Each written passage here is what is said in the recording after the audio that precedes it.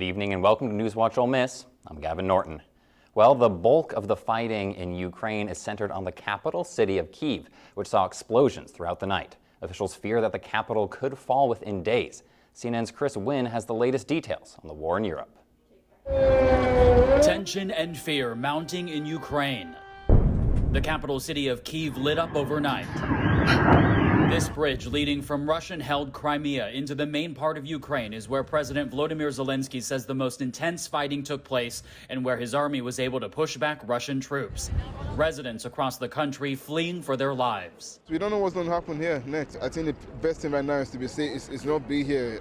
Ukrainian leaders, including former President Petro Poroshenko, encouraging those staying to take up arms to defend their country. We are standing in line for the weapons.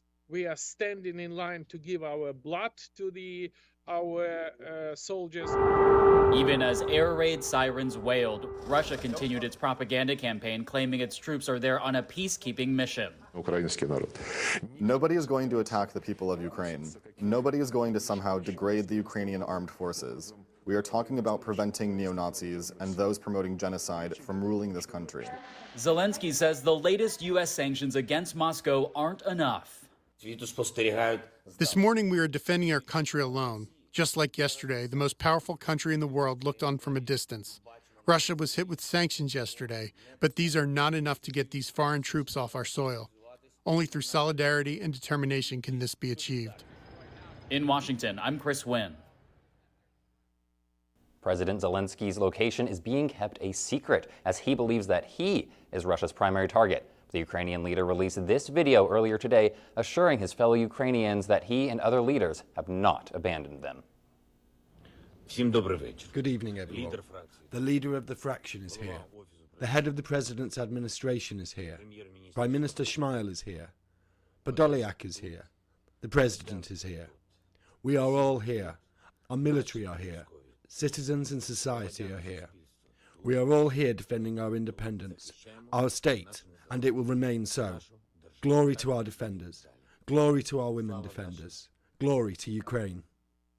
NATO now activating resources in response to the Russian invasion of Ukraine. It's the first time NATO's response force has ever been activated. The response force includes land, air, sea, and special operations. Those forces are all on standby. It's not known how many of the force's 40,000 troops have been activated because activation does not mean any forces will actually go into Ukraine because it's not a member of the alliance.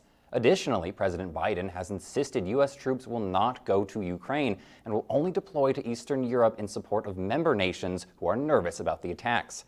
Meanwhile, NATO's Secretary General is calling on the alliance to put more pressure on the Kremlin to end its aggression. Ukraine's president is also asking NATO for more help and wants a guarantee of joining the alliance. However, inclusion into NATO can only happen when a unanimous vote of member nations agree, and the nations of Germany and France have previously opposed Ukrainian membership.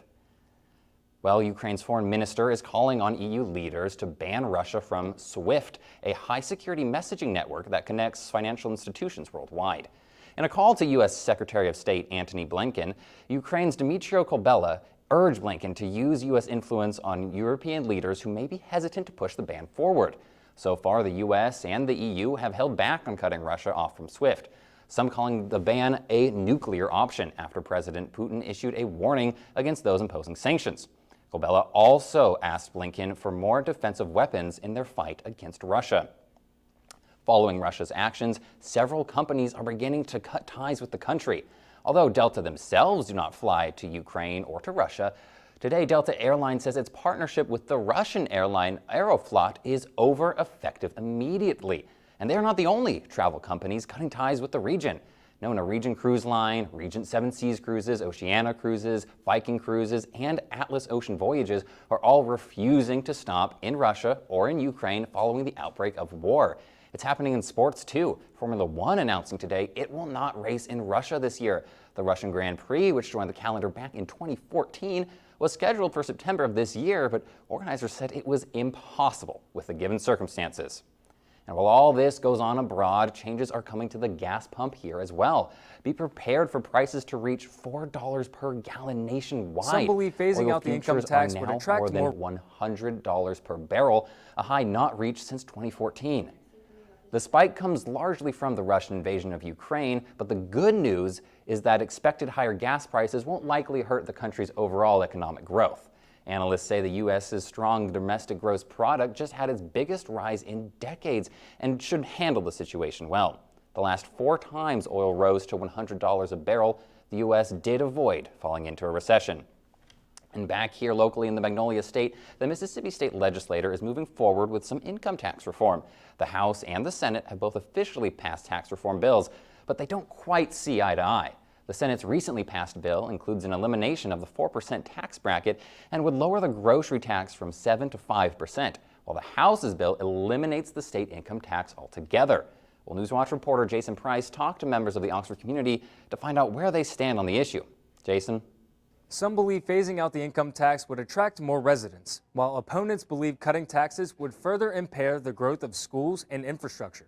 I caught up with Oxford residents to see if they think the state should keep or discard the income tax. Some Mississippians don't want to see the change. I definitely don't believe that we should get rid of it. Man, y'all need it.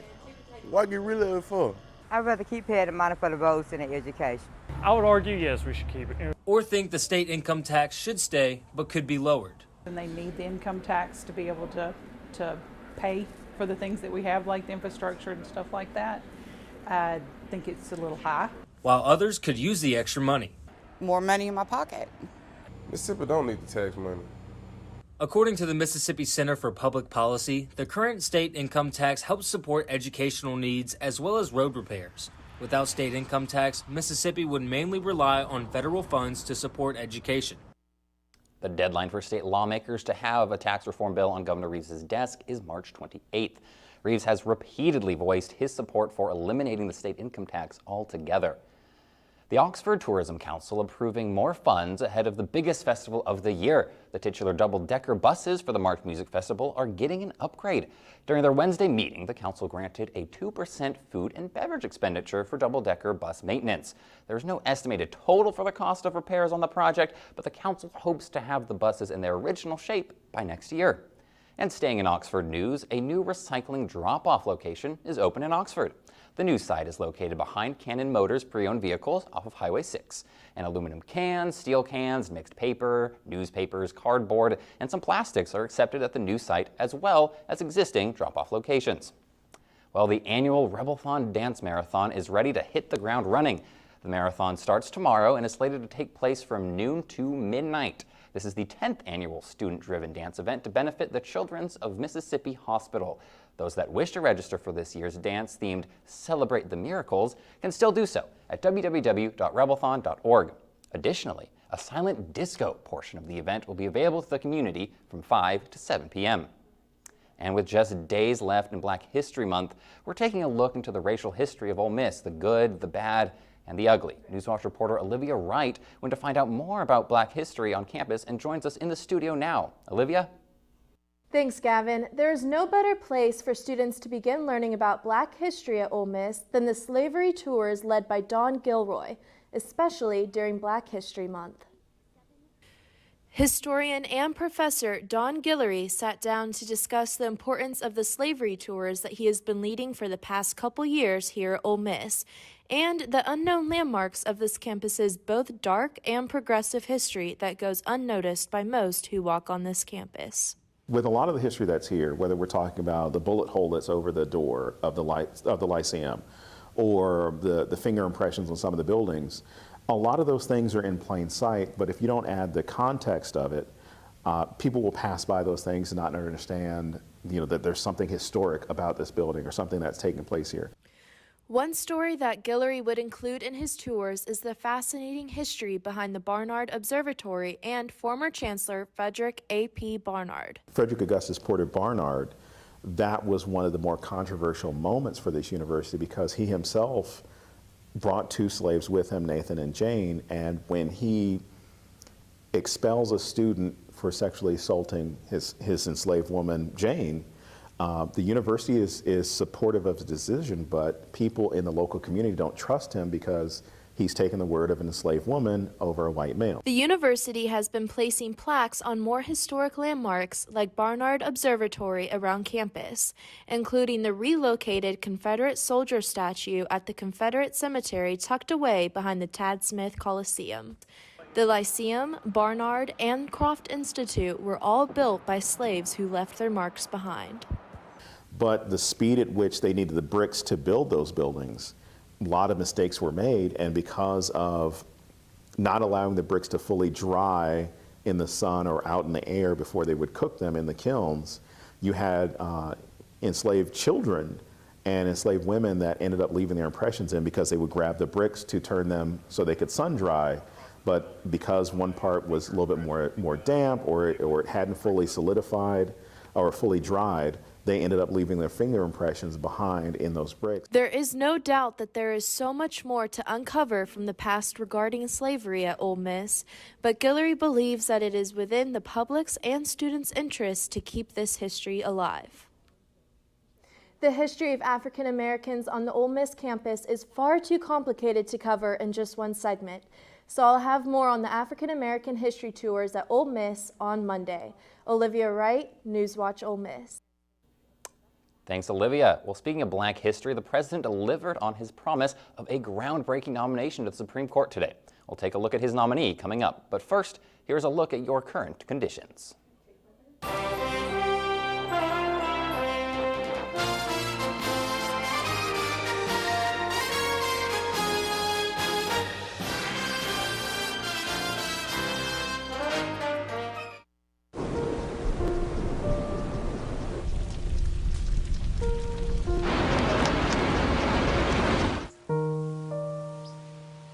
Don't wait.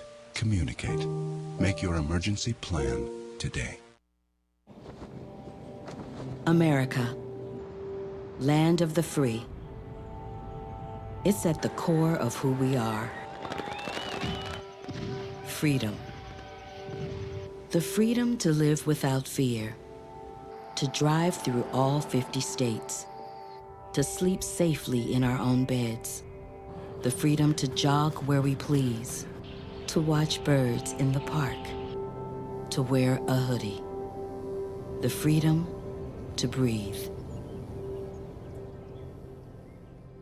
Before we celebrate the freedom most Americans have, we must fight for the freedom all Americans deserve. Because no matter your religion, gender, disability, age, race, all lives can't matter until Black lives matter.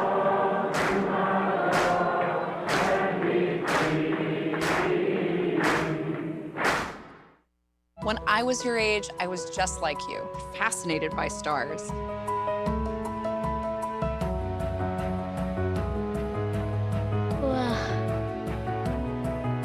But now I get to search for life in the universe. And who knows, maybe life is looking for us too. So we're like aliens to them? Yeah. Does anyone want to be a scientist now? I do. Awesome. We need more girls in STEM. Maybe we can find aliens. I don't remember how it started. Go to that. Our back and forth. It always came back. Dad! You probably don't remember what you told me, That was perfect. but I heard every word.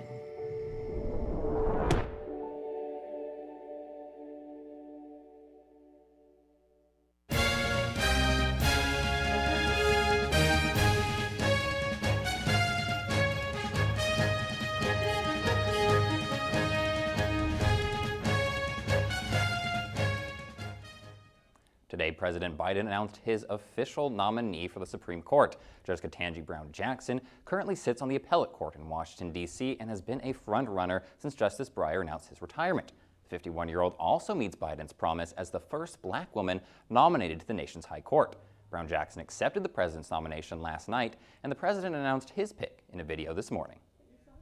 Judge Jackson has been confirmed by the United States Senate 3 times in her career and garnered support from both sides of the aisle each time. My praise for Ketanji's intellect, for her character, for her integrity, it's unequivocal. You can find that full video on the president's official Twitter. As it stands right now, Democrats would not need a single Republican vote in order to confirm Brown Jackson to the bench. And across the country, the Omicron variant appears to be in the rear view because the national coronavirus cases have dipped by 90% since mid-January. They are now the lowest we've seen since November. But it's not just case numbers. Hospitalizations are falling too. According to the Department of Health and Human Services, the number of coronavirus patients in the hospital right now is only about a third of what it was last month. And that national trend holds true in Mississippi as well. On campus, there are just 7 confirmed active cases of COVID, with just 12 new cases over the last 2 weeks. Across the Magnolia State, yesterday saw 577 new confirmed COVID cases. The Centers for Disease Control now releasing a new set of COVID guidelines regarding masks effective immediately. The CDC setting recommendations on mask wearing dependent on the levels of COVID prevalence in the given area. The guidelines advising areas with high levels to still wear a mask indoors. In areas with medium levels, the CDC advises talking to your doctor about whether or not you're at an increased risk for contracting COVID before taking off your mask indoors. And in areas with low levels, they receive no recommendation for mask wearing. Under the new guidelines, Oxford would fall under low COVID community levels. And in mental health news, with jarring war news from Europe and inflation rising here at home, it's easy for headline anxiety to creep up and make us feel more anxious and more stressed than normal. Well, NewsWatch has these 3 tips if you're experiencing heightened anxiety to help you worry less. Our first tip, use your senses. You can sniff your way to some serenity, whether this be a candle or your favorite cologne. A familiar scent can help you feel more at ease. Second tip, sip in something warm. When you drink something hot, our body will naturally slow down to drink the hot beverage. And finally, simply being aware of your breathing is a great way to decrease anxiety. And as always, if headlines get too overwhelming, feel free to turn off and log off in favor of some fresh air. Just as scents can reduce your stress, a new study finds pets can increase your brain power. A new study shows it could delay memory loss and other kinds of cognitive decline, especially verbal memory, like memorizing a list of words. Now, no, you can't just go grab a fish and suddenly ditch the need for flashcards before a test. The authors of this study say that trends are consistent for those that have had a pet for 5 or more years. The big question is, of course, why? Well, there's no clear answer from this study, but previous studies have shown how pets reduce stress, and reduced stress increases cognitive functions. Coming up in sports, stay tuned as we take a live look into all the baseball action coming from Swayze Field. I'll have that and more up next in sports. Disaster tips from the objects left behind. My home wasn't insured, but you can check your insurance policy now to make sure you're covered. Oh. My savings are lost, but you can put money aside and plan for unexpected disaster costs. We're lost forever, but you can scan important documents now so they survive. Whoa. For more tips on how to prepare, visit ready.gov.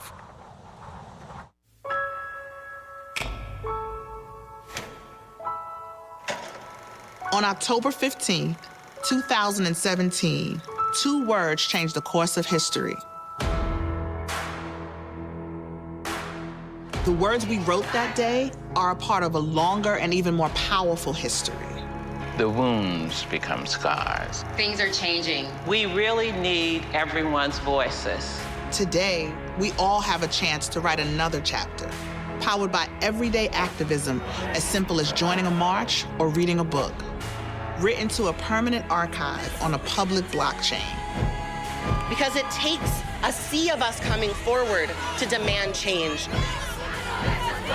Because no matter who you are, you can act too.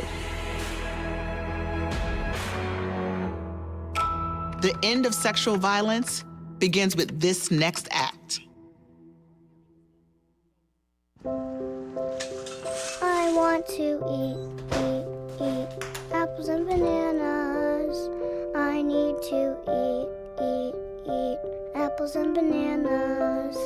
Why can't I eat apples and bananas? Support the Feeding America nationwide network of food banks to help provide meals to those in need.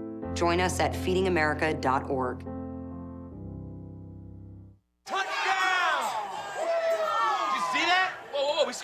finally scored. We're going to the playoffs. I can't believe I missed that.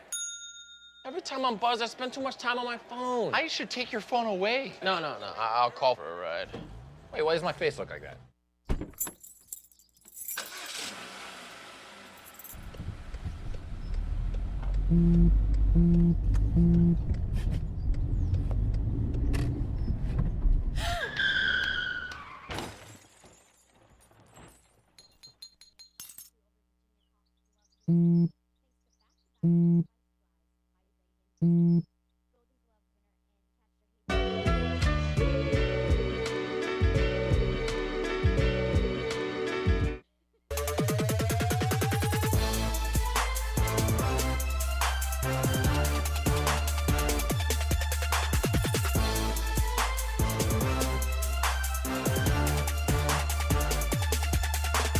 The Rebel Bats have been smoking since the start of the season and that are hoping to stay hot today as they take on VCU Rams.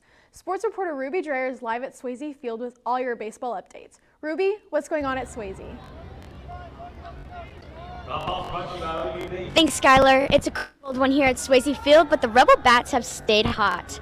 Coming into the weekend, Ole Miss is 4-0 with 47 runs through only 29 innings. The Rebs are currently up 5-2 over Virginia Commonwealth University thanks to back-to-back sacrifice runs by Reagan Buford. Golden Glove winner and catcher Hayden Dunhurst was out of the lineup again after suffering a minor hamstring issue while rounding the bases last weekend. Head coach Mike Bianco announced that he would probably be back in the lineup, but as a precautionary, kept him out today. Derek Diamond earned his 20th start in a Rebel uniform on the mound and has been crucial for the Rebels, going through 4 with only 2 earned runs with 2 strikeouts. Kevin Graham is looking to continue his impressive weekend at bat after hitting 7 RBIs in only 5 innings against Arkansas State on Wednesday. Be sure to follow us on Twitter for all of your latest game updates. Skylar, back to you. Thanks, Ruby. The Rebel baseball team will finish strong today as they prepare for the rest of their weekend matchups against VCU. Dribbling things over to the hardwood, Coach Yo and the women's basketball team started last night's game against Auburn with a stellar first quarter performance, pushing them to a 72-52 victory over the Tigers. Yesterday's win over the Tigers gave the Rebels 10 SEC wins, marking the second time the program has reached the double-digit mark in conference wins. Offensively, the Rebels were automatic. Sutta Collins was dropped a season-high 20 points and Shakira Austin followed with 19. Rebel guard Angel Baker with the third Rebel to finish the double figures, posting 11 points. Ole Miss will be back at the hardwood shot at redemption against the top-ranked South Carolina Gamecocks. Ole Miss women's basketball center Shakira Austin and men's basketball guard Jaquel Joyner were named finalists for the Gilmore and Hallam trophies on yesterday. Austin was the recipient of the Gillum Trophy last season and has made history since then. Joyner was named a finalist alongside Mississippi State's Iverson Molinar and Southern Miss Tyler Stevenson. The Oxford native has dropped an Ole Miss career-high 33 points, tied for the most by any SEC player this season. The award will be presented at the Mississippi Sports Hall of Fame at 11:30 a.m. Central on March 7th. Ole Miss women's basketball redshirt junior Donna Johnson will miss the remainder of the season after suffering a knee injury in Tuesday night's game against Arkansas. After missing the first 8 games of the season due to a foot injury, Johnson returned and averaged about 6 points per contest. The New York native recorded her first double-double this season against the Mississippi State with a season-high 12 points and career-high rebounds per game. During the time in Ole Miss uniform, Johnson has proven to be a valuable asset to the Rebels, ranking the second on the team in points in their junior season. Keeping the action on the court, the Rebels basketball will again meet Texas A&M, this time being host to the Aggies on their own court tomorrow afternoon.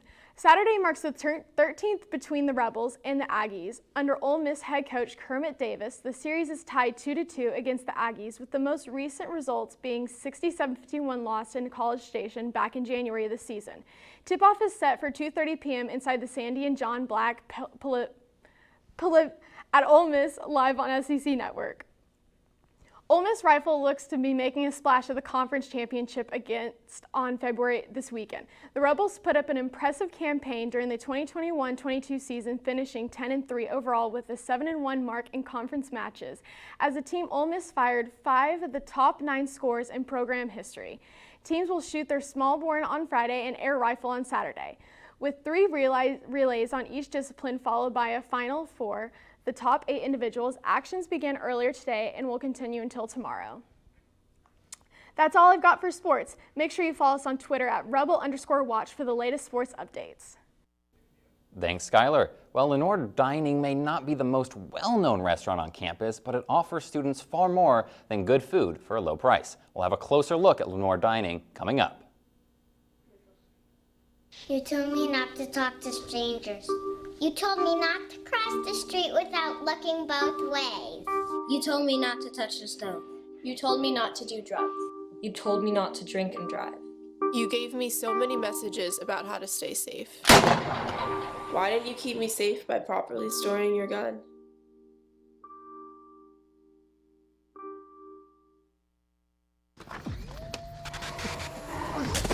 Multiple studies have shown that marijuana can slow both driver reaction and response time, which can be really dangerous.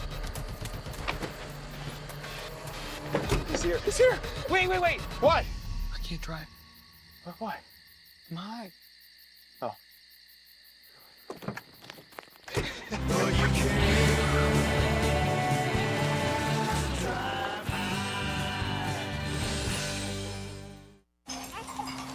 You want peanut butter? We need to hurry. You're late. You need to finish, please. I gotta get him changed, okay?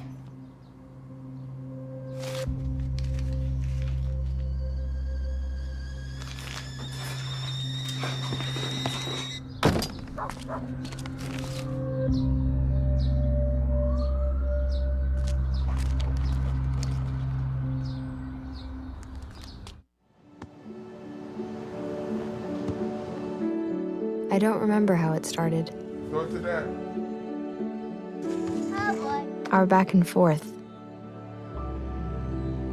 It always came back. Dad! You probably don't remember what you told me, That was perfect. but I heard every word.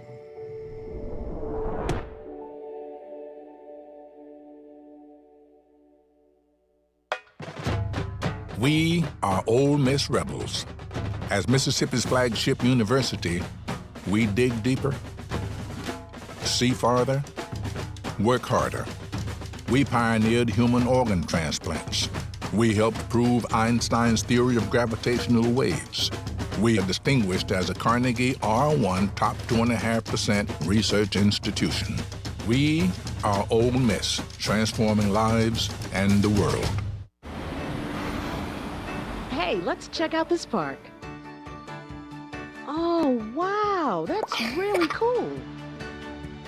To find a great local park or forest near you, go to discovertheforest.org.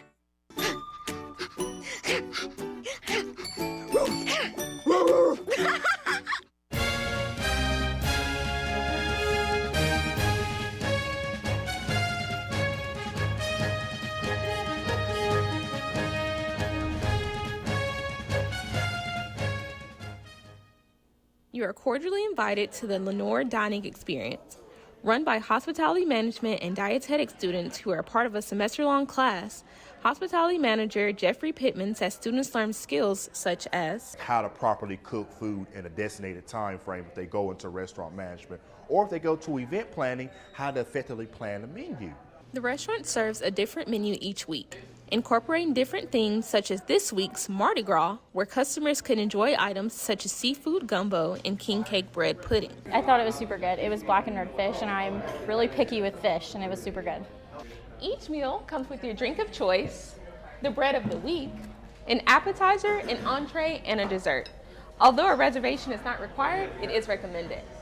Pittman hopes the experience benefits the students in the future. I want to inspire students to be efficient and better leaders in this industry, because that's what the restaurant industry needs right now. Hospitality in general, we need better leaders to be more efficient. If you want to indulge in these campus delicacies, Lenore Dining is open Tuesday through Thursday and has reservations available at 11:30 and 12:30.